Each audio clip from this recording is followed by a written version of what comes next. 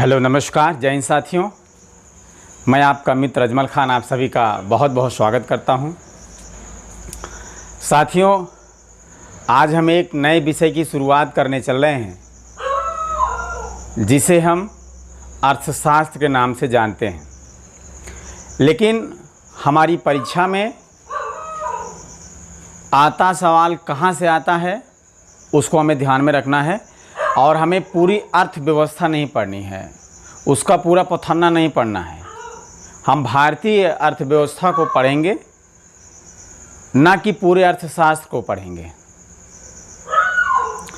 तो इसके हम महत्वपूर्ण बिंदुओं पर चर्चा करते हैं। आज इसका एक सामान्य परिचय है जो हम उस पर आपसे बात करना चाहते हैं। सिर्फ सामान्य परिचय पर ही हम आज बात करेंगे कि अर्थशास्त्र क्या है और अर्थव्यवस्था क्या, अर्थव्यवस्था कितनी प्रकार की है, कितने उसके क्षेत्र हैं। यहाँ से इस चैप्टर से एक सवाल बनाया जाने की प्रबल संभावना रहती है। तो अर्थव्यवस्था के ज़्यादातर जो सवाल बनाए जाते हैं साथियों, वो ज़्यादातर करंट अफेयर्स पर ही निर्भर करते हैं, लेकिन इसकी थीम, इसकी थियरी को भी हम पढ़ते हुए चलेंगे। तो आइए शुरुआत करते हैं। अर्थशास्त्र, देखिए मैंने यहाँ पर नोट डाउन कर दिया है। अर्थशास्त्र के जो जनक थे, अर्थशास्त्र के जनक, इनका नाम क्या था? Adam Smith. आराम से पढ़ते चलेंगे, लिखते चलेंगे साथ साथ में। अर्थशास्त्र के जनक कौन थे? Adam Smith. जैसे आपसे सीधा सवाल पूछ ले कि अर्थशास्त्र का जनक किसे माना जाता है, तो एडम स्मिथ को। और इनकी एक पुस्तक थी वेल्थ ऑफ नेशन, बहुत महत्वपूर्ण पुस्तक है ये। पुस्तक कई बार परीक्षाओं में पूछा गया है इसके बारे में कि वेल्थ ऑफ नेशन किसकी पुस्तक है? Wealth of nation Adam Smith की। एडम स्मिथ कौन थे? अर्थशास्त्र के जनक थे। ओके, अर्थशास्त्र के जनक कौन है? Adam Smith. एडम स्मिथ की पुस्तक कौन सी है? Wealth of nation. ओके, आप इतना समझ गए होंगे।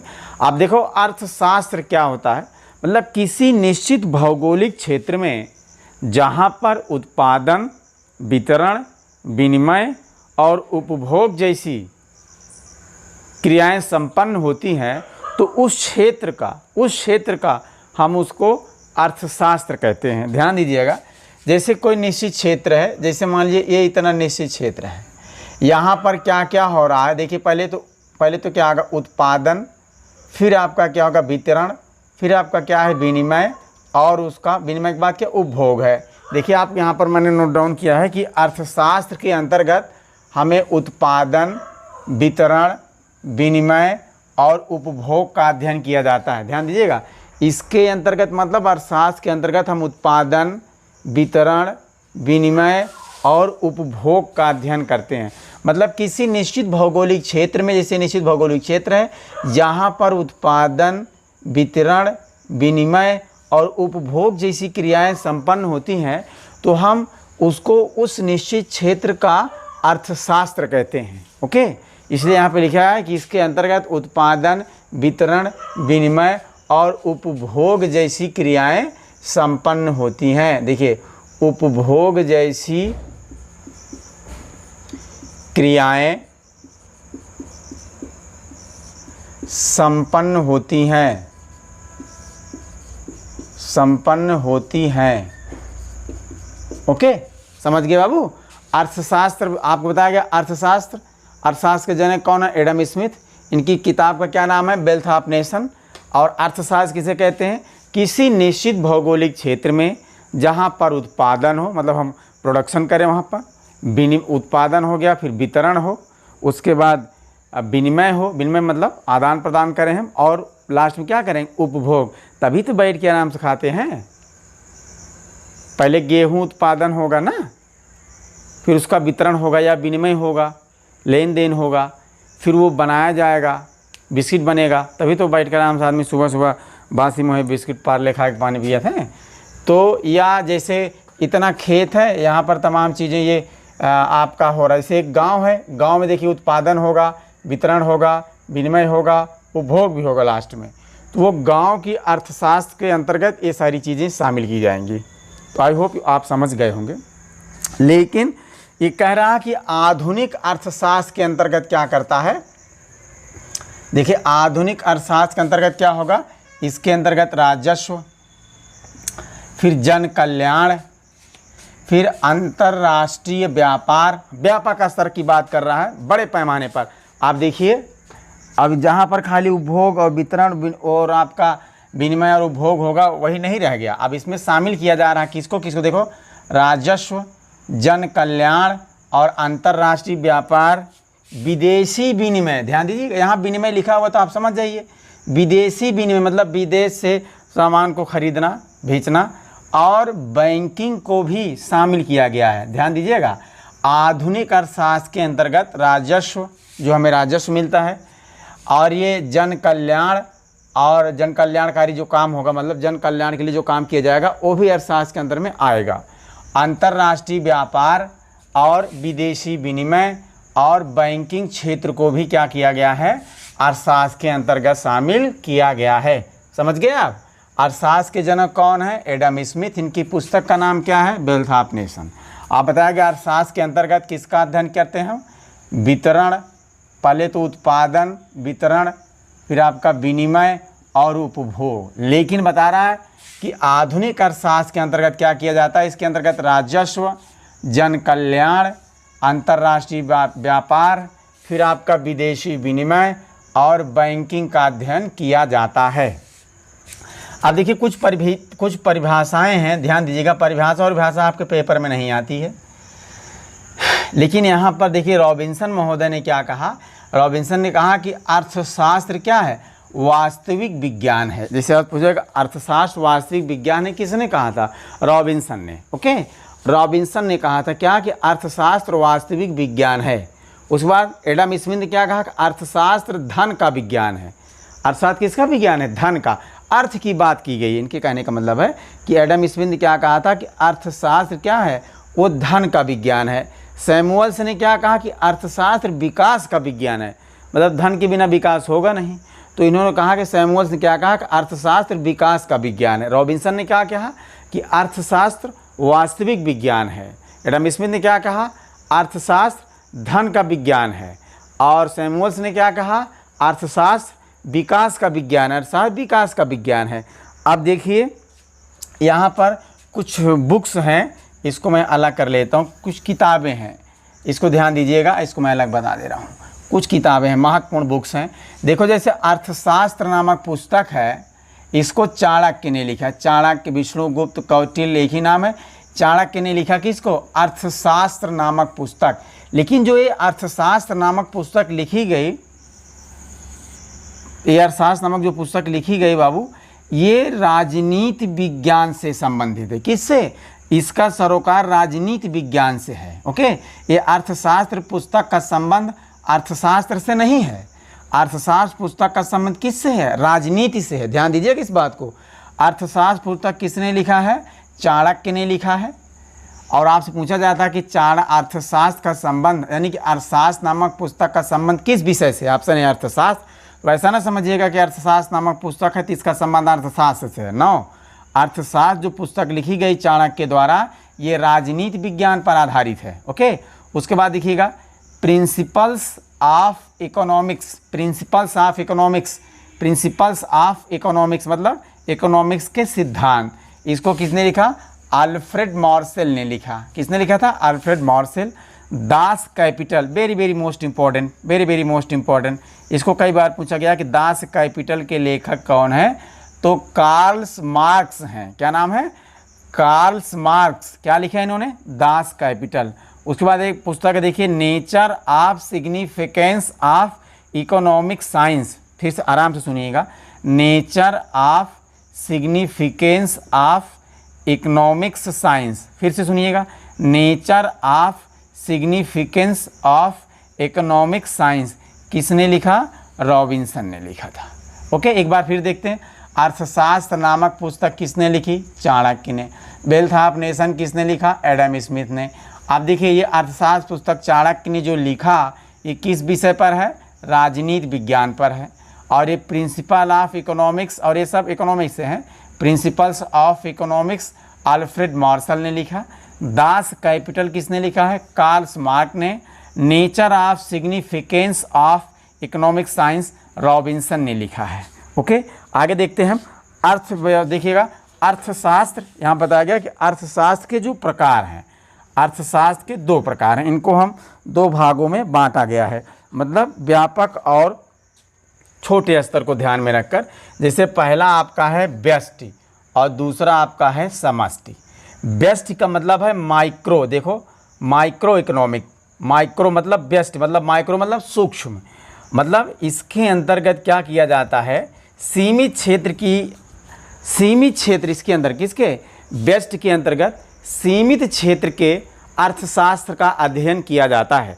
जैसे कि शब्द से आपको लग रहा है माइक्रो, जैसे माइक्रोस्कोप वगैरह होता है, बहुत बारीक बारीक चीज़ों को हम देखते हैं। माइक्रो का मतलब क्या होता है, छोटा, बारीक, आप कह सकते हैं महीन।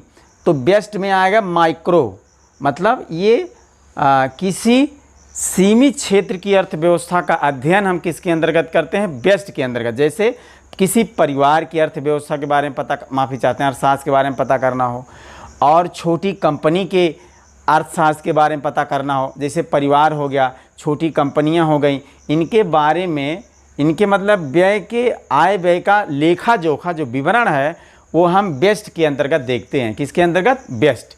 उसके बाद देखिएगा समष्टि। समष्टि क्या है, ये माइक्रो है, माइक्रो ध्यान दीजिएगा, माइक्रो व्यष्टि, माइक्रो ये समष्टि है। इसके अंतर्गत क्या करते हैं, एक विस्तृत क्षेत्र के अर्थशास्त्र का अध्ययन करते हैं। जैसे पूरी दुनिया के अर्थशास्त्र का अध्ययन करना है तो समष्टि के अंतर्गत, देश के अर्थशास्त्र का अध्ययन करना है तो समष्टि के अंतर्गत, और परिवार के अर्थशास्त्र का अध्ययन करना है तो व्यष्टि के अंतर्गत। व्यष्टि को हम क्या बोलते हैं, माइक्रो, और समष्टि को क्या बोलते हैं, मैक्रो। अब जो माइक्रो है उसके अंदर सूक्ष्म, मतलब किसी आप कह सकते हैं सीमित क्षेत्र के अर्थशास्त्र का अध्ययन जो है वो किसके अंदर करते हैं, व्यष्टि के अंतर्गत, और विस्तृत क्षेत्र के अर्थशास्त्र का अध्ययन किसके अंतर्गत करते हैं, वो समष्टि के अंतर्गत। जैसे देश की अर्थव्यवस्था का अध्ययन, विश्व की अर्थव्यवस्था का अध्ययन, राज्य की अर्थव्यवस्था का अध्ययन किसके अंतर्गत करते हैं, समष्टि के। ध्यान दीजिएगा एक बार फिर से, यहाँ पर अर्थशास्त्र के प्रकार आपने देखा, यहाँ पर व्यष्टि और समष्टि। व्यष्टि में क्या है, माइक्रो मतलब छोटे स्तर पर परिवार और छोटी कंपनी का आय व्यय का विवरण। समष्टि के अंतर्गत विश्व के, देश के, राज्य के बारे में इसमें हम लोग कर सकते हैं। एक बार जल्दी में हम लोग पढ़ लेते हैं। अर्थशास्त्र के जनक हैं एडम स्मिथ, इनकी पुस्तक है वेल्थ ऑफ नेशन। अर्थशास्त्र के अंतर्गत क्या करते हैं, उत्पादन, वितरण, विनिमय और उपभोग का अध्ययन करते हैं। लेकिन आधुनिक परिप्रेक्ष्य में क्या किया गया है, इसमें जोड़ा गया राजस्व, जन कल्याण और अंतर्राष्ट्रीय व्यापार, विदेशी विनिमय और बैंकिंग का अध्ययन भी किया जाता है। कुछ परिभाषाएं हमने यहाँ पर बहुत शॉर्ट लिस्टेड की हैं। जैसे रॉबिन्सन है, रॉबिन्सन ने क्या कहा था कि अर्थशास्त्र वास्तविक विज्ञान है। एडम स्मिथ ने क्या कहा, अर्थशास्त्र धन का विज्ञान है। सैमुअल्स ने क्या कहा, अर्थशास्त्र विकास का विज्ञान है। कुछ बुक्स यहाँ पर हैं। अर्थशास्त्र पुस्तक चाणक्य ने लिखा, लेकिन ये अर्थशास्त्र नामक पुस्तक अर्थशास्त्र विषय पर आधारित ना होकर राजनीति विज्ञान पर आधारित है। Principles of economics Alfred Marshall ने लिखा। दास कैपिटल किसने लिखा, कार्ल मार्क्स ने।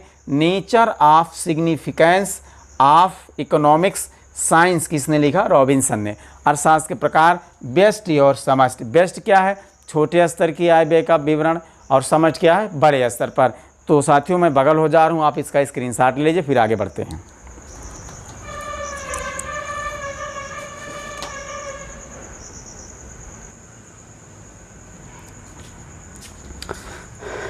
हाँ तो साथियों आप सभी उसका स्क्रीनशॉट ले लिए होंगे।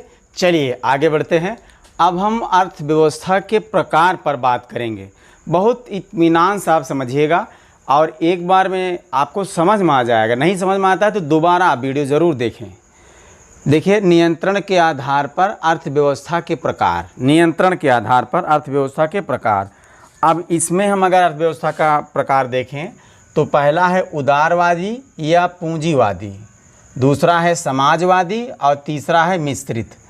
अब देखिए ध्यान दीजिएगा, उदारवादी अर्थव्यवस्था में क्या होता है या पूंजीवादी अर्थव्यवस्था में क्या होता है, इसमें उत्पादन के देखो इस पर जगह बहुत ज़्यादा नहीं, मैं आप बता दे रहा हूँ। उत्पादन के साधन पर सरकार का नियंत्रण कम होता है। किस पे, इस पर क्या होता है, सरकार का नियंत्रण कम होता है। जबकि जो आपका निजी क्षेत्र है, निजी क्षेत्र का क्या होता है, ज़्यादा होता है। ध्यान दीजिएगा साथियों, मतलब जो उदारवादी अर्थव्यवस्था है या पूंजीवादी जो अर्थव्यवस्था है, इसमें सरकारी नियंत्रण कम होता है, जबकि निजी क्षेत्र का नियंत्रण ज़्यादा होता है। जो उत्पादन के साधन होते हैं, जो कंपनियां वगैरह लगाई जाती हैं, कोई भी चीज़ें जो आप कह सकते हैं प्राइवेटाइजेशन ज़्यादा होता है। यहाँ पर आप देखें एक बार, उदारवादी या पूंजीवादी अर्थव्यवस्था हम किसे कहते हैं? जहाँ पर उत्पादन के साधन पर सरकार का नियंत्रण कम हो और निजी क्षेत्र का ज़्यादा हो, मतलब निजी क्षेत्र के हाथों में सौंप दिया जाता है। जैसे अभी बात चल रही है ना कि हम रेलवे को दे देंगे, आपका क्या नाम, एयरपोर्ट दे देंगे निजी क्षेत्रों में, अडानी वगैरह ले रहे हैं, तो वहाँ पर सरकार अपना नियंत्रण कम कर रही है। कौन नियंत्रण कर रहा है उस पर? प्राइवेट सेक्टर के लोग हैं। अडानी वगैरह क्या हैं? सरकारी हैं। क्या है? लोग सरकार के अंग हैं। क्या ये क्या हैं? प्राइवेट लोग हैं। कहने का मतलब इनकी बहुत बड़ी फैक्ट्रीज़, इनका अलग अपना काम है, अडानी ग्रुप है। तो ये लोग अपना जो काम कर रहे हैं, सरकार की पॉलिसी क्या है वर्तमान समय में? ये भी पूंजीवादी, भारत सरकार में बात कर रहा हूँ, पूंजीवादी अर्थव्यवस्था की ओर बढ़ रहे हैं। तो पूंजीवादी और उदारवादी अर्थव्यवस्था क्या आप समझ गए? मतलब पूंजीवादी और उदारवादी में, माफ़ी चाहते हैं, पूंजीवादी या उदारवादी एक ही होता है। ये क्या है आप समझ गए? मतलब जहाँ पर सरकार का नियंत्रण कम हो, मतलब उत्पादन के साधनों पर, जहाँ से उत्पादन होता है उनके साधन पर क्या होता है? सरकार का नियंत्रण कम और निजी क्षेत्र का ज़्यादा हो। जैसे रेलवे, अभी भारत सरकार आप जानते हैं हाथ में तो सबसे बड़ा नियोक्ता है रेलवे उसको प्राइवेट हाथों में सौंप दिया जाए तो वो क्या हो जाएगा? रेलवे का क्या हो जाएगा बताइए? उदारीकरण हो गया। वो पूंजीवादी लोग उसको ले लिए और अपने हिसाब से अपनी व्यवस्था को चलाएंगे। और दूसरा आपका है समाजवादी। देखो समाजवादी में क्या होता है, ज़रा ध्यान समझिए। समाजवादी में क्या होता है?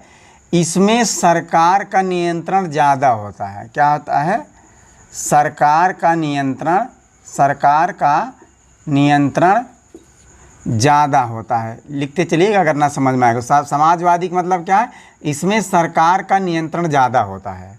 इसमें जैसे पूर्व सोवियत संघ आप कह सकते हैं, रूस, रसिया, पूर्व सोवियत संघ रूस विभाजन से पहले ये समाजवादी अर्थव्यवस्था का बेहतरीन उदाहरण माना जाता था। और उदारवादी में इसमें जैसे आपका ब्रिटेन है, फ्रांस है, कनाडा, मतलब तमाम देश जो हैं वो धीरे धीरे अब उदारवादी या पूंजीवादी अर्थव्यवस्था की तरफ ही बढ़ रहे हैं। समाजवादी अर्थव्यवस्था में क्या है? इसमें सरकार का नियंत्रण ज़्यादा होता है। मतलब जो उत्पादन के साधन हैं उस पर सरकार का नियंत्रण क्या होगा? ज़्यादा होगा। मतलब वहाँ पर सरकारी चीज़ें ज़्यादा होंगी। वो क्या है? समाजवादी है ना। और तीसरी बात ये देखिए, मिश्रित अर्थव्यवस्था। इसमें क्या होता है? इसमें पूंजीवादी और समाजवादी दोनों का मिश्रण होता है। जैसे भारत आप मान लीजिए, इसका उदाहरण है भारत। ये सवाल पूछा जाता है कि भारत की अर्थव्यवस्था कैसी है? उदारवादी, समाजवादी, पूंजीवादी, आपको बताना पड़ेगा। तो भारत की अर्थव्यवस्था कैसी है? मिश्रित अर्थव्यवस्था है। मतलब अपने यहाँ जैसे टाटा है, अडानी है, अंबानी है, इनके साथ साथ हमारे पास जैसे सेल जैसी कंपनियां हैं जो हमारी सरकारी हैं, अब इनको मान लो बेचने की इधर उधर काम किया जा रहा है तो अलग का मामला है। तो अपने यहाँ कुछ चीज़ों पर सरकार का नियंत्रण है, मतलब कुछ चीज़ें सरकार के पास हैं, कुछ चीज़ें प्राइवेट सेक्टर के पास हैं। तो अपने यहाँ दोनों व्यवस्था पाई जाती है। अपने यहाँ मिश्रित अर्थव्यवस्था है, अपने यहाँ उदारवादी और समाजवादी दोनों का मिश्रण है। अपने यहाँ पूंजी को जो लिया जाएगा उदारवादी तरीके से, लेकिन उसका जो वितरण किया जाए वो समाजवादी तरीके से किया जाए, ऐसा माना जाता है। एक बार फिर से देखिएगा, नियंत्रण के आधार पर अर्थव्यवस्था को हम 3 भागों में बांटते हैं। जैसे पहला आपका है उदारवादी या पूंजीवादी। उदारवादी पूंजीवादी में क्या होता है? इसमें उत्पादन के साधन पर साथियों सरकार का नियंत्रण क्या होता है? कम होता है, निजी क्षेत्र का ज़्यादा होता है। और समाजवादी में क्या होता है? इसमें सरकार का नियंत्रण ज़्यादा होता है। और मिश्रित अर्थव्यवस्था में क्या होता है? इसमें उदारवादी समाजवादी दोनों का मिश्रण होता है। जो भारत, ये आपके लिए बहुत ज़रूरी है, पूछा जाता है भारत की अर्थव्यवस्था कैसी है? तो भारत की अर्थव्यवस्था कैसी है? मिश्रित अर्थव्यवस्था है। तो हमने पहला देखा, नियंत्रण के आधार पर अर्थव्यवस्था को 3 भागों में बांटा गया, उदारवादी या पूंजीवादी, फिर समाजवादी और मिश्रित अर्थव्यवस्था। उसके बाद देखिए, वैश्विक संबंधों के आधार पर अर्थव्यवस्था के प्रकार। ध्यान दीजिएगा, वैश्विक संबंधों पर, ये यहाँ पर है, वैश्विक संबंधों पर अर्थव्यवस्था के प्रकार, दो भागों में बांटा गया अर्थव्यवस्था को वैश्विक संबंधों के आधार पर। जैसे खुली अर्थव्यवस्था और दूसरी आपकी कौन सी है, बंद अर्थव्यवस्था। खुली अर्थव्यवस्था और बंद अर्थव्यवस्था, ध्यान दीजिएगा। खुली अर्थव्यवस्था हम किसे कहेंगे, जहाँ पर आयात निर्यात बड़े पैमाने पर होता है, मतलब जहाँ पर आयात निर्यात बड़े पैमाने पर, उसे हम खुली अर्थव्यवस्था कहेंगे। जैसे सिंगापुर, अमेरिका, भारत, अपने यहाँ पर क्या है, आयात निर्यात की खुली छूट है, बड़े पैमाने पर। आयात का मतलब हम चीज़ों को मंगाएं, निर्यात मतलब हम चीज़ों को भेजें, इंपोर्ट एंड एक्सपोर्ट। ओके, तो खुली अर्थव्यवस्था हम किस अर्थव्यवस्था कहेंगे, जहाँ पर आयात निर्यात बड़े पैमाने पर होता है, इसको हम क्या कहेंगे, खुली अर्थव्यवस्था। समझ में आ रहा है आपको। दूसरी बात एक आपकी है बंद अर्थव्यवस्था, ध्यान दीजिएगा। बंद अर्थव्यवस्था क्या मतलब है भैया, जहाँ पर आयात निर्यात न्यूनतम हो। आयात निर्यात ना हो ऐसा कहना अतिशयोक्त होगा, क्योंकि अब ऐसा कोई देश है ही नहीं कि वो सारी चीज़ अपने आप समाहित है, किसी से लेना ही नहीं, सब अपना खाए पिए मस्त है, ऐसा है क्या। हर किसी ना किसी देश में कुछ चीज़ें होती हैं, कुछ चीज़ें नहीं होती हैं। तो हमारे यहाँ जो नहीं होती हम बाहर से ले लेते हैं, हमारे पास जो ज़्यादा होती हैं हम बाहर भेज देते हैं। लेकिन उत्तर कोरिया एक ऐसा देश है, आप जानते हैं, उत्तर कोरिया का तानाशाह है। ये क्या किया, ये बहुत कम कुछ चुनिंदा देशों के साथ ही व्यापार करता है। चीन के साथ इसके व्यापारिक संबंध हैं। जैसे बताया गया कि अर्थव्यवस्था जहाँ पर आयात निर्यात क्या हो, न्यूनतम होगा। एक बार ध्यान दीजिएगा, वैश्विक संबंधों के आधार पर अर्थव्यवस्था को दो भागों में बांटा गया। पहला आपका है खुली अर्थव्यवस्था, ओपन इकोनॉमी। दूसरा आपका है बंद अर्थव्यवस्था, यानी कि क्लोज्ड इकोनॉमी। तो खुली अर्थव्यवस्था क्या है, जहाँ पर आयात निर्यात बड़े पैमाने पर होता है, उसे हम खुली अर्थव्यवस्था कहते हैं। जैसे सिंगापुर, यूएसए और भारत। बंद अर्थव्यवस्था में क्या है, जहाँ पर आयात निर्यात न्यूनतम होता है, जैसे उत्तर कोरिया। तो मैं उम्मीद करता हूँ कि आप समझ गए होंगे, नहीं समझ पाए आप। उसके बाद हम आगे देखेंगे, एक आपका है, अब हम देखेंगे विकास के आधार पर। किस आधार पर, विकास के आधार पर अर्थव्यवस्था के प्रकार। तो हम यहाँ पर देखेंगे आपका अविकसित अर्थव्यवस्था, फिर विकासशील या अल्प विकसित, और तीसरी आपकी है विकसित अर्थव्यवस्था। तो अर्थव्यवस्था को हमने देखा, पहला जो आपका है नियंत्रण के आधार पर हमने पहले देखा। नियंत्रण के आधार पर पहले उदारवादी या पूंजीवादी, समाजवादी, फिर मिश्रित अर्थव्यवस्था। भारत की अर्थव्यवस्था कैसी है, मिश्रित अर्थव्यवस्था है ना। और उसके बाद हमने देखा वैश्विक संबंधों के आधार पर, तो उसमें आपका खुली अर्थव्यवस्था और बंद अर्थव्यवस्था। खुली अर्थव्यवस्था क्या है, जहाँ पर आयात निर्यात ज़्यादा हो वो खुली अर्थव्यवस्था है, जहाँ पर आयात निर्यात कम हो वो बंद अर्थव्यवस्था है। उसके बाद हम तीसरी बात करेंगे यहाँ पर मतलब विकास के आधार पर अर्थव्यवस्था के प्रकार। आप देखिएगा, अविकसित अर्थव्यवस्था। अविकसित अर्थव्यवस्था क्या है, बता रहा है जहाँ पर तीनों साधनों कौन कौन से साधन हैं, जैसे आपका भौतिक, प्राकृतिक और मानवीय में से कोई एक क्या हो, नगण्य हो, ना हो। मतलब जो हमारे संसाधन हैं, जैसे एक हमारा प्राकृतिक संसाधन होता है, एक आपका हमारा भौतिक होता है, एक मानवीय होता है ना। प्राकृतिक में क्या होता है, जैसे इसमें प्राकृतिक संसाधन क्या है, जैसे कोयला है ना, लोहा है, कॉपर है, जिंक है, तमाम चीज़ें जो नेचर हमें देती है। भौतिक का मतलब जो हम लोग बनाते हैं, और मानवीय का मतलब जो मानव के पावर है। ये चीज़ें, इसमें से कोई एक चीज़ जो ना हो वो क्या होती है, अविकसित अर्थव्यवस्था। उसमें जैसे ध्रुवीय क्षेत्र होता है, ध्रुवीय क्षेत्र पर आप जानते हैं बर्फ़ के अलावा कुछ नहीं होता है। सहारा का रेगिस्तान है, यहाँ पर रेगिस्तान है, तो आप समझ रहे हैं यहाँ पर बालू या इन सब चीज़ों का अलावा कुछ यहाँ पर है नहीं, बहुत हॉट प्लेस है। और यहाँ पर लोगों को रहना, कटीली झाड़ियाँ ये सब उगती हैं यहाँ पर। तो अविकसित अर्थव्यवस्था आपने देखा, जहाँ पर तीनों साधनों मतलब प्राकृतिक साधन, भौतिक साधन और मानवीय साधन, इनमें से कोई एक चीज़ ना हो, वहाँ पर हम क्या मानते हैं, अविकसित अर्थव्यवस्था मानते हैं। जैसे ध्रुवीय क्षेत्रों में, सहारा रेगिस्तान में। उसके बाद देखिएगा विकासशील या अल्प विकसित अर्थव्यवस्था। ध्यान दीजिएगा, विकासशील या अल्प विकसित अर्थव्यवस्था, यहाँ पर क्या होता है, देखो इसको हम क्या मानते हैं, जैसे जहाँ जनसंख्या का अधिकतम भाग कृषि से जुड़ा होता है। जनसंख्या का अधिकतम भाग किससे जुड़ा होता है, कृषि से। मतलब देखो, मतलब जहाँ की अर्थव्यवस्था में क्या होता है, प्राथमिक क्षेत्र का योगदान ज़्यादा होता है। प्राथमिक क्षेत्र में कृषि आती ना, तो प्राथमिक क्षेत्र का योगदान जहाँ ज़्यादा होता है उसको हम क्या कहते हैं, अल्प विकसित या विकासशील अर्थव्यवस्था। मतलब जिस देश की जनसंख्या का अधिकतम भाग कृषि से जुड़ा होता है उसे हम क्या कहते हैं, विकासशील या अल्प विकसित अर्थव्यवस्था। और देखते हैं इसमें बता रहा है कि अधिकतम जनसंख्या होगी, मतलब जनसंख्या ज़्यादा होगी लेकिन कार्य कुशलता कम होगी। मतलब 35 लोग होंगे, बहुत जैसे इतना खेत है उसमें काम करने 72 लोग चले गए। मतलब जनसंख्या ज़्यादा है लेकिन कार्य कुशलता उनके अंदर कम है। वो क्या होगा, विकासशील या अल्प विकसित देशों में आएगा। और प्राकृतिक संसाधन पर्याप्त हैं, मतलब जिस देश में प्राकृतिक संसाधन पर्याप्त हैं पर उनका दोहन ना हुआ हो। जैसे कहीं पे सोना है, चांदी है, हीरा है, ये तमाम चीज़ें, लोहा है, तमाम चीज़ें पाई जा रही हैं लेकिन उसका दोहन ना हुआ हो, उसका उपयोग ना हुआ हो। जैसे मैं पढ़ा रहा हूँ, मेरे नीचे मान लीजिए 5 कुंतल सोना है, हमको पता नहीं है सोना वहाँ पर है, तो हमारे पास तो है लेकिन उसका दोहन नहीं हुआ है। और अगर उसको हम दोहन कर लेंगे तो हम आगे हमारी व्यवस्था बेहतर हो सकती है। तो आगे फिर आप देखेंगे बता रहा प्राकृतिक संसाधन पर्याप्त पर उसका दोहन कम हुआ हो। फिर बताया जनसंख्या जनघनत्व क्या हो, अधिक एवं निम्न जीवन स्तर उसका निम्न हो, जनसंख्या घनत्व ज़्यादा हो। जैसे 1 वर्ग किलोमीटर में बहुत सारे लोग रह रहे हैं, है ना, वो ज़्यादा जनघनत्व तो आप समझते हैं ना, 1 वर्ग किलोमीटर में जितनी आबादी निवास करती है उसको हम जनघनत्व कहते हैं। और बता रहा है जनघनत्व अधिक एवं निम्न जीवन स्तर और पूंजी निर्माण की दर निम्न हो। पूंजी निर्माण की दर क्या हो, निम्न होनी चाहिए, माफ़ी चाहते हैं। जिस देश में पूंजी निर्माण की दर निम्न हो, मतलब वहाँ पर पूंजी निर्माण नहीं किया जाता, बहुत कम मात्रा में पूंजी लगाई जाती है।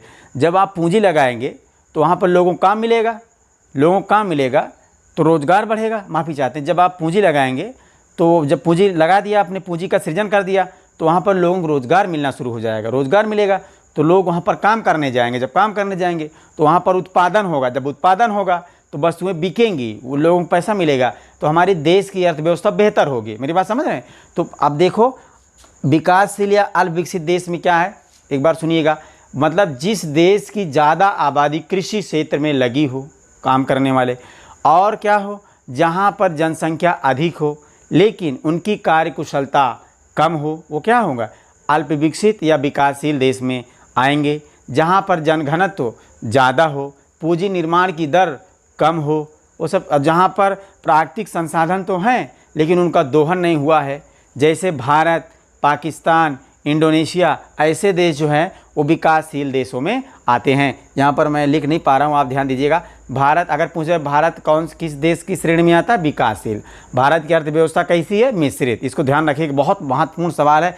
इसमें सबसे ज़्यादा क्वेश्चन इंपॉर्टेंट ये पूछा जाता है कि भारत की अर्थव्यवस्था कैसी है। तो कैसी है भारत की अर्थव्यवस्था, कैसी है, विकासशील तो है ही है लेकिन ये मिश्रित अर्थव्यवस्था है। आगे फिर हम देखेंगे विकसित अर्थव्यवस्था। विकसित अर्थव्यवस्था क्या है, देखो बता रहे जिस देश की राष्ट्रीय आय में द्वितीय तृतीय, मतलब द्वितीय और तृतीय क्षेत्र का योगदान अधिक होता है। द्वितीय क्षेत्र और तृतीय क्षेत्र मतलब इसमें आप कह सकते हैं सेवा क्षेत्र और विनिर्माण क्षेत्र, इनका योगदान ज़्यादा है और प्राथमिक क्षेत्र का योगदान कम है। प्राथमिक क्षेत्र में जैसे कृषि सेक्टर से जुड़ी हुई चीज़ें आती हैं, मत्स्य पालन, कुक्कुट पालन, खेती बाड़ी, भैंस पालन, गोरू पालन, बछुआ पालन, जितनी ये सब हैं, पशुपालन, एक भाषा में आप समझिए, ये सारी चीज़ें कृषि क्षेत्र में, प्राथमिक क्षेत्र में आती हैं। मतलब जिस देश की राष्ट्रीय आय में वहाँ द्वितीय और तृतीय क्षेत्र का योगदान अधिक होता है। अभी हम बताएंगे अर्थव्यवस्था के क्षेत्र होता है प्राथमिक, द्वितीय, तृतीय, चतुर्थ, पंचम, अभी हम वहाँ पर बात करेंगे। तो राष्ट्रीय आय में द्वितीय और तृतीय क्षेत्र का योगदान क्या होता है, अधिक होता है। और देखो यहाँ पर कम जनसंख्या, जीवन स्तर उच्च होता है, पूंजी निर्माण की दर उच्च होती है, निर्यात ज़्यादा, आयात कम होता है। मतलब हम अपनी चीज़ ज़्यादा देशों को देते हैं, अपनी बेचेंगे, हम कम मंगाएंगे, है ना। अब प्राकृतिक संसाधन का दोहन ये लोग कर लेते हैं दबा के, जैसे इनको पता है यहाँ सोना है, चांदी है, हीरा है, यहाँ पर लौह अयस्क है, यहाँ पर आप कह सकते हैं पेट्रोलियम पदार्थ है, तमाम चीज़ें हैं, अपना खोद खाद को मौज कर रहे हैं। और यहाँ पर देखिए कौन कौन से देश हैं, जैसे यूएसए है, फ्रांस है, ब्रिटेन है, रसिया है, जापान है, कनाडा है। ये विकासशील देश नहीं, विकसित देश है। एक बार जल्दी में देखिए, नियंत्रण के आधार पर अर्थव्यवस्था के प्रकार 3 हैं, उदारवादी, समाजवादी, मिश्रित। उदारवादी में क्या होता है, सरकार का नियंत्रण कम, प्राइवेट क्षेत्र का ज़्यादा होता है। समाजवादी में, इसमें उदारवादी, समाजवादी में क्या होता है, इसमें सरकार का नियंत्रण ज़्यादा होता है और प्राइवेट का कम होता है। मिश्रित में दोनों चीज़ें आ जाती हैं। और भारत की अर्थव्यवस्था कैसी है, मिश्रित है, लेकिन भारत भी अब पूंजीवादी और उदारवादी अर्थव्यवस्था की तरफ बढ़ रहा है। और दुनिया के सारे देश उधर ही जा रहे हैं। अब समाजवादी देश का उदाहरण आपने जान लीजिए, पूर्व सोवियत संघ रूस, इसका सबसे महत्वपूर्ण उदाहरण माना जाता है, पूर्व सोवियत संघ रूस। और फिर वैश्विक संबंधों के आधार पर खुली अर्थव्यवस्था, बंद अर्थव्यवस्था। खुली अर्थव्यवस्था जहाँ पर आयात निर्यात बड़े पैमाने पर होता है, वहाँ पर जैसे सिंगापुर है, यूएसए है, भारत है। बंद अर्थव्यवस्था जहाँ पर आयात निर्यात न्यूनतम हो, जैसे उत्तर कोरिया है। फिर हम देखेंगे विकास के आधार पर अर्थव्यवस्था के प्रकार। तो विकसित, हमने पहले देखा अविकसित अर्थव्यवस्था, जहाँ पर तीनों साधनों जैसे भौतिक, प्राकृतिक और मानवीय में से कोई नगण्य हो, जैसे ध्रुवीय क्षेत्र और सहारा रेगिस्तान। विकासशील या अल्प विकसित अर्थव्यवस्था क्या है? जनसंख्या, आपको मालूम है, अभी मैंने आपको बताया, जनसंख्या का अधिकतम भाग कृषि क्षेत्र से जुड़ा हो। अधिक जनसंख्या लेकिन कार्यकुशलता कम होती है। प्राकृतिक संसाधन पर्याप्त पर उसका दोहन नहीं होता है। जनसंख्या घनत्व अधिक एवं निम्न जीवन स्तर। पूंजी निर्माण की दर निम्न होती है। इसमें भारत, पाकिस्तान, इंडोनेशिया जैसे देश आते हैं। विकसित देश, विकसित अर्थव्यवस्था क्या है? जहाँ पर राष्ट्रीय आय में द्वितीय और तृतीय क्षेत्र का योगदान अधिक हो। द्वितीय क्षेत्र में हमारे विनिर्माण और तृतीय क्षेत्र में सेवा क्षेत्र आता है। कम, अभी हम इसको डिटेल में बात करेंगे। कम जनसंख्या लेकिन जीवन स्तर उनका उच्च हो। पूंजी निर्माण की दर उच्च होती है। निर्यात ज़्यादा, आयात कम होता है। और प्राकृतिक संसाधनों का दोहन ये लोग कर लेते हैं। दोहन का मतलब इनको पता है, उसको निकाल कर अपना व्यवस्था देख रहे हैं। जैसे यूएसए हो गया, फ्रांस हो गया, ब्रिटेन हो गया, रसिया हो गया, जापान हो गया, कनाडा हो गया। तो साथियों, मैं उम्मीद करता हूँ आप इसको समझ गए होंगे। मैं 1 मिनट बगल हो जाता हूँ, आप इसका स्क्रीनशॉट ले सकते हैं।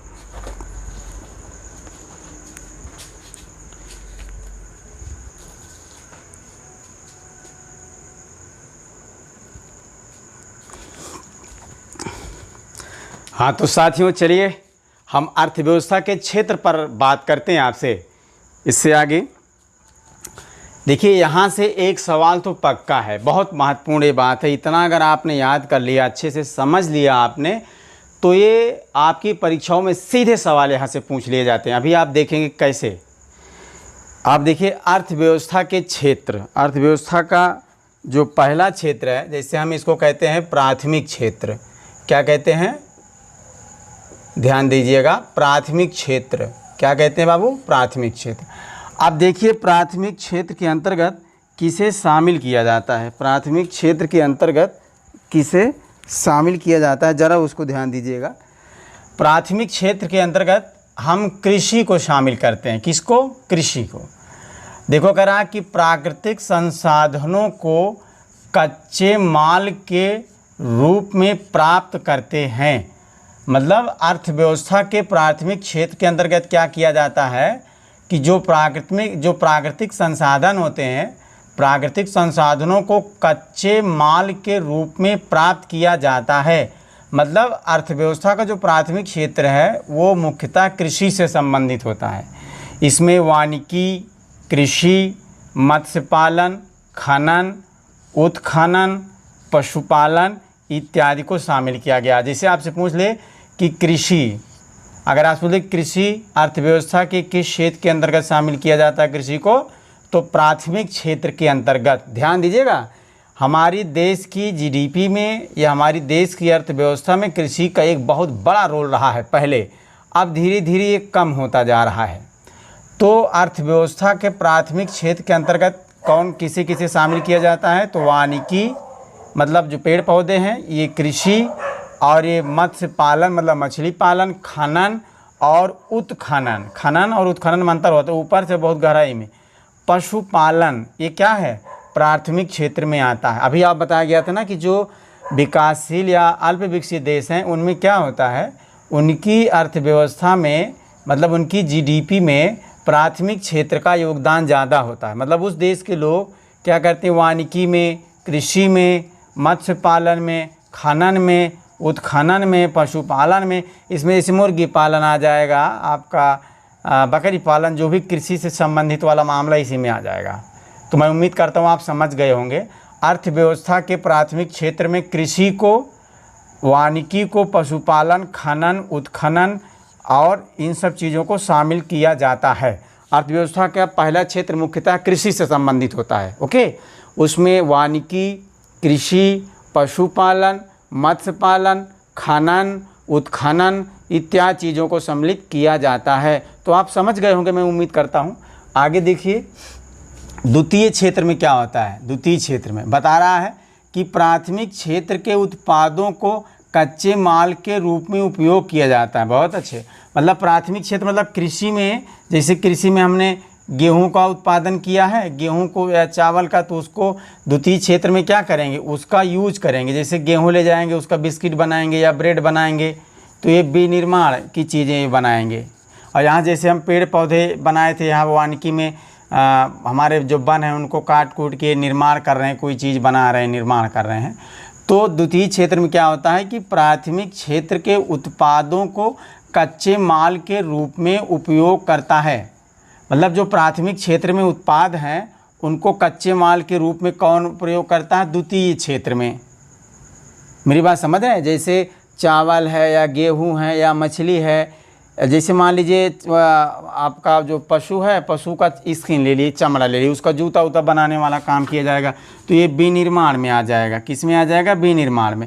और निर्माण में क्या हो जाएगा? इसमें घर वगैरह, बिल्डिंग वगैरह, इमारतें, हॉस्पिटल्स, बिल्डिंग्स, जो बनाया जाता है। निर्माण और विनिर्माण में अंतर आप समझिएगा।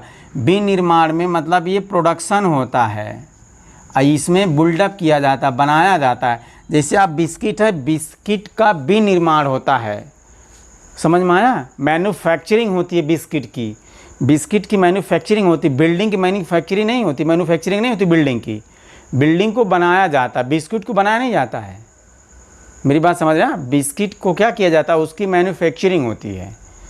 अब भाई घर जैसे बिस्किट आप बना रहे हैं, इसे निकाल रहे हैं आ रहा भरा भर, जैसे अपने यहाँ गाँव मोहल्ले में आते नहीं बेचने, वो क्या नाम है उसका, अरे भाई क्या है वो, गब्बर सिंह जो कहता है कि हम खाएँगे,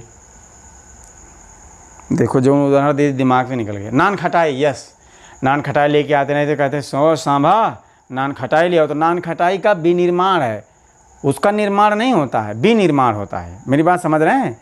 जैसे हमारा जूट है, बूट है, ये सब चीज़ें जो अपने यहाँ ब्रेड है, टोस्ट है, इन सब चीज़ों का विनिर्माण होता है। निर्माण नहीं, निर्माण जैसे घर का बिल्डिंग हो गई, बड़ी बड़ी इमारतें हो गई, है ना, इन सब का हम क्या करते हैं?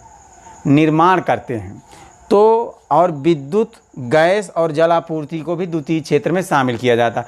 प्राथमिक क्षेत्र में क्या है? कृषि वाले मामले, जैसे कृषि हो गया, फिर वानिकी हो गई, मत्स्य पालन, पशुपालन, है ना, ये सब, खनन हो गया, उत्खनन हो गया, ये अर्थव्यवस्था के प्राथमिक क्षेत्र में आते हैं। जैसे आप बोले खनन को अर्थव्यवस्था के किस क्षेत्र में शामिल किया गया है? तो अर्थव्यवस्था के प्राथमिक क्षेत्र में शामिल किया गया। द्वितीय में क्या है? इसमें निर्माण है, विनिर्माण है, और क्या है? विद्युत, गैस है, जलापूर्ति है। और तृतीय क्षेत्र देखिए, ये सेवा क्षेत्र है। तो ये क्या करता है? अर्थव्यवस्था के प्राथमिक और द्वितीय क्षेत्र को क्या करता है? सेवाएं उपलब्ध कराता है। जैसे होटल्स हैं, रेस्टोरेंट्स हैं, या दूरसंचार है, परिवहन है ना, सामुदायिक स्वास्थ्य केंद्र है। यहाँ पे देखिएगा कह रहा है कि प्राथमिक एवं द्वितीय क्षेत्र को अपनी सेवाएं देता है तृतीय क्षेत्र, जैसे परिवहन, संचार, बैंकिंग, बीमा, व्यापार। बिल्कुल, परिवहन हम लोग जो ट्रांसपोर्ट से सफ़र करते हैं, संचार, दूरसंचार, दूरभाष, बैंकिंग जो हमारे लिए सेवा करती है, सेवा ही कर रहे हैं, बीमा कंपनियां, और व्यापार, सामुदायिक सेवाएं, ये सामुदायिक स्वास्थ्य केंद्र वगैरह जो बनाए जाते हैं, इसमें आता है तृतीय क्षेत्र में। और जान लीजिएगा, देश की इकोनॉमी में सबसे बड़ा रोल तृतीय क्षेत्र का होता है। किसका होता है? तृतीय क्षेत्र का। मेरी बात समझ रहे हैं? अब ये पूछा जाता सवाल आपसे कि देश की अर्थव्यवस्था में किस क्षेत्र का योगदान सबसे ज़्यादा है? उसमें ऑप्शन आएंगे प्राथमिक, द्वितीयक, तृतीयक, चतुर्थ। तो जो नहीं पढ़े होंगे टपाक से जाएंगे, कहेंगे प्राथमिक क्षेत्र है वही की योगदान हुए कि तृतीयक क्षेत्र के कहाँ से योगदान हुए, तो मामला हो जाएगा गड़बड़। एक ध्यान दिया, प्राथमिक क्षेत्र में कृषि है, वानिकी है, मत्स्य पालन है, पशुपालन है, खनन है, उत्खनन है। द्वितीय क्षेत्र में क्या है? इसमें निर्माण है, विनिर्माण है, विद्युत, गैस है, जलापूर्ति है। और यहाँ पर अगर हम आएंगे क्या नाम है तृतीय क्षेत्र में, तो तृतीय क्षेत्र में क्या है? ये प्राथमिक और द्वितीय क्षेत्र को सेवा देने का काम करेगी, सेवा देने का काम करेगी। सेवा में जैसे होटल्स भी इसमें आ जाएगा, हॉस्पिटल्स आ जाएंगे, बैंकिंग आ जाएगा, बीमा कंपनियाँ आ जाएंगी, सामुदायिक सेवाएं आ जाएंगी इसमें, और आपका जो है परिवहन है, संचार है, बैंकिंग है। तो आई होप आप तीनों समझ गए होंगे। अब देखिए ये तीनों पर ज़्यादा फोकस किया जाता है, लेकिन मैं आपको पांचों क्षेत्र बताना चाहता हूँ। यहाँ से तो सवाल नहीं बने, लेकिन ये पूछा जा सकता है, इसलिए हम इसको नोट डाउन कर दिए हैं। अब देखिए चतुर्थ क्षेत्र में क्या है, इसमें बौद्धिक, देखिए बौद्धिक नीति या बौद्धिक गतिविधियों को शामिल किया गया है। जैसे इसमें संस्कृति, हमारी संस्कृति, पुस्तकालय, अनुसंधान, शिक्षा। देखें जैसे आप पूछ ले कि शिक्षा अर्थव्यवस्था के किस क्षेत्र में शामिल की गई है, तो चतुर्थ क्षेत्र में। किसमें? चतुर्थ में। और जैसे सूचना और प्रौद्योगिकी है, और देखिए चतुर्थ क्षेत्र में क्या है, बौद्धिक चीज़ों को शामिल किया गया। जैसे इसमें है संस्कृति, पुस्तकालय, अनुसंधान, शिक्षा, सूचना, जो हमारी बुद्धि विवेक बढ़ाए, आप ऐसे कह सकते हैं। देखिए संस्कृत, पुस्तकालय, अनुसंधान, शिक्षा, सूचना, प्रौद्योगिकी। और उसके बाद देखिएगा पंचम क्षेत्र। पंचम में क्या है, इसमें समाज या अर्थव्यवस्था में उच्च स्तरीय निर्माण, उच्च स्तरीय निर्णय लेने वाले संस्थानों को शामिल किया जाता है। जैसे देखो विश्वविद्यालय, मीडिया, विज्ञान। वाह, बहुत महत्वपूर्ण। जैसे आप पूछ ले कि विश्वविद्यालय को अर्थव्यवस्था के किस क्षेत्र में शामिल किया गया है, पंचम क्षेत्र में। मीडिया को पंचम क्षेत्र में, विज्ञान को पंचम क्षेत्र में। चतुर्थ क्षेत्र में देखिएगा संस्कृति, पुस्तकालय, अनुसंधान, शिक्षा, सूचना, प्रौद्योगिकी। और पंचम में क्या है, विश्वविद्यालय, मीडिया और विज्ञान। ध्यान दीजिएगा आप। तो ये अर्थव्यवस्था के हमारे क्षेत्र हैं। तो साथियों आज की क्लास यहीं पर समाप्त करने की इजाज़त दीजिए। तब तक के लिए नमस्कार, शुभ रात्रि। आप अपना बहुत ख्याल रखिएगा और इसका आप स्क्रीनशॉट ले सकते हैं।